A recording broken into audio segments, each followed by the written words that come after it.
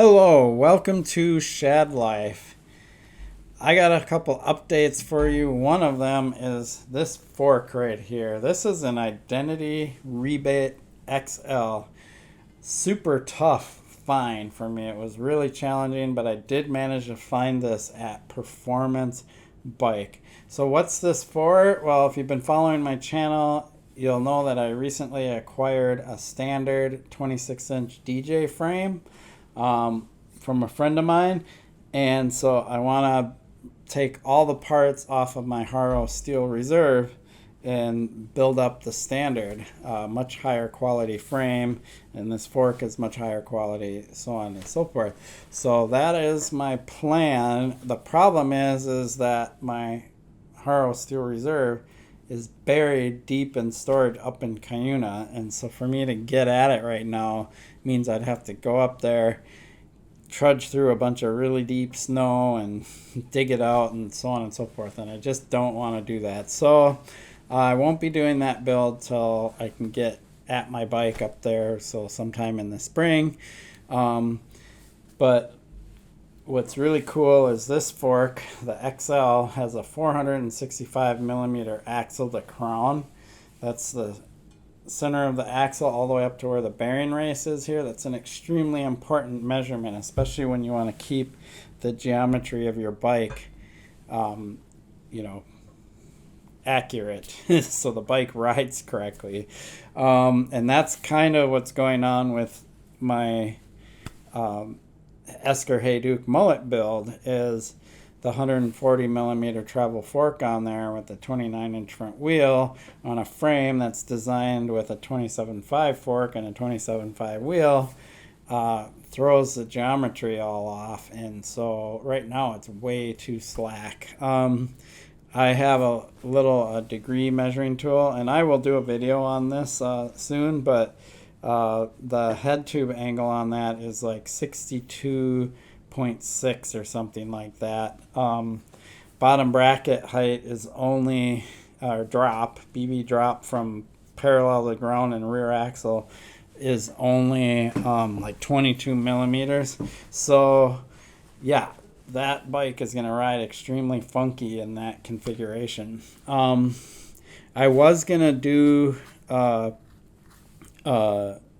tear down of the fork and change the travel of the fork on that bike, but I decided not to, and for a couple of reasons. One, yesterday I started to dive into doing that and looking at the instructions and looking at what's involved and all the tools needed, and I need a vise with a clamp that won't mar the fork, all this stuff, right?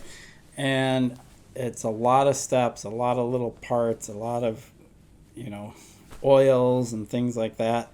So I just decided that for this project, because I want to be able to swap things out, I want to be able to swap the fork travel out, I want to be able to change wheels, I want to be able to do things relatively quickly.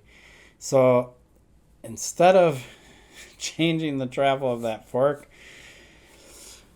I spent $1,000 and got another identical fork and 120 millimeter travel. Call me crazy if you will, but it's for the channel and for this experiment, and it's easier for me to switch things around. It's much easier to just switch the fork out than it is for me to spend all this time taking a fork apart, changing a couple spacers, getting way into the guts of the fork. It's way more involved than I thought it would be. And I will actually do it someday just to learn how to do it. But for now, my goal of the Esker Hayduke Mullet build is to have something I can experiment with. So it's way over budget now by a couple $1,000s, and it's probably going to go more over budget. But it's one of the coolest projects I've ever done.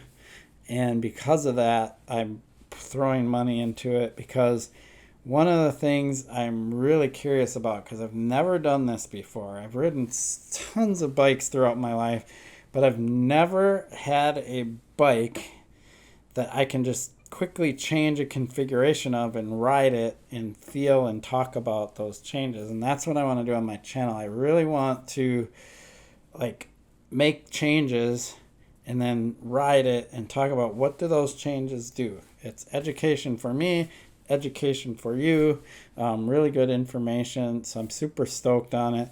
So I'm decided I'm just going to throw money at it and make it easy to swap things out.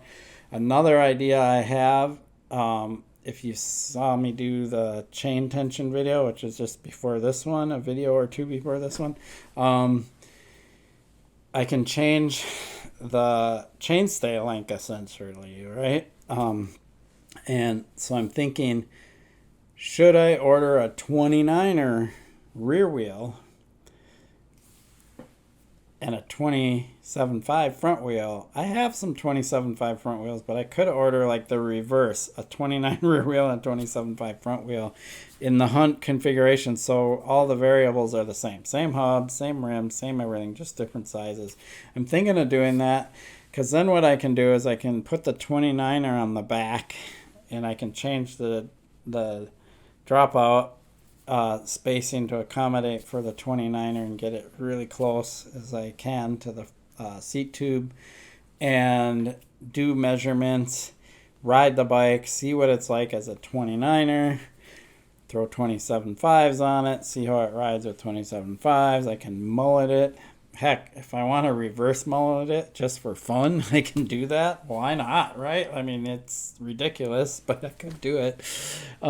So, yeah, I'm thinking of actually doing that. So that's just more money I'm planning on investing on it. But I really think it's a cool project. The other nice thing about all these parts that I'm getting, even though it seems like, oh, it's all for this one thing, all these things are interchangeable with my other bikes. I have a titanium Esker Hayduke.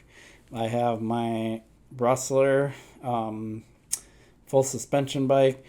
I could put these parts, sure, colors aren't going to match, but if I want to do some riding experiments and mullet that bike and stuff, the forks I have are compatible with that bike, so I could put the fork on there and the 29-inch wheel and ride that bike, and I could do it in both travel configurations, although it's kind of silly that I would do a 120 with a 130 rear travel. You generally don't do less travel in the front than you do rear, but if you have a 29-inch wheel, maybe. Why not experiment with that stuff, right?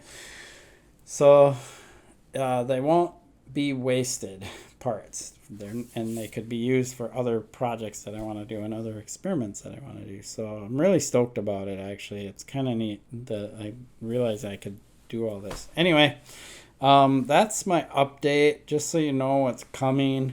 And so on and so forth. Yeah. I want to talk about one more thing, and that's the airbag. So last summer I bought an airbag lander, and I bit off a little more than I could chew. It's massive. It's a 6.5 foot airbag, super wide, super long landing, super cool. And then I have the MTB Hopper air ramp to launch onto it. That's like 4.75 feet. So you have to actually step up to the airbag, which is fine. So on and so forth. What the issue is I can't get enough speed for it anywhere unless I could just find somewhere way out in the open. But up at my property, I was like, oh, I thought I could get enough speed, but there's just the trail coming at it. The class 5 clearing, that gravel doesn't give me tons of traction, and so on and so forth. So I decided I need to build a platform. If you ever watch Sam Pilgrim, actually he hasn't ridden that platform in a while because he had to tear it all down, but if you ever watch the Sam Pilgrim channel, a while ago he had like this scaffolding with a big roll-in ramp. I need to do something like that. I don't know if it'll be exactly that or what it's going to be like, but actually the Ride brand airbag, they have scaffolding with a roll-in setup also for certain situations where they just don't have enough roll-up room where they can just roll in. So I'm going to set something like that up because I really want to ride the airbag, but I want it to be like something I have enough speed for, because if I have enough speed, I can get the right height and so on and so forth. Right now, pedaling so hard to get enough speed, and I'm barely able to make it up onto the airbag. I mean, I probably got enough 1.5 or 2 feet of air above the airbag, which is still quite a bit of air when you consider I'm coming from a 4.75 foot tall launch, right? So I've got to get that from 4.75 to 6.5, plus I want a little bit of additional air above that. So I got to be able to launch, and you need speed to be able to launch like that. So that's my plans with the airbag, which I will be doing sometime in the spring once I can get up there and start building that stuff. I might actually, hopefully, get to set that up and ride it before the trails even open up. There's no way to determine whether that will be possible this season. You never know what's going to happen in the spring and what the weather will be like. But that's what I'm hoping for. And hopefully by then I'll be able to do it on my new standard DJ with this fork. Yeah, that would be cool. Sweet. I appreciate your support for my channel. Please like and subscribe. Peace.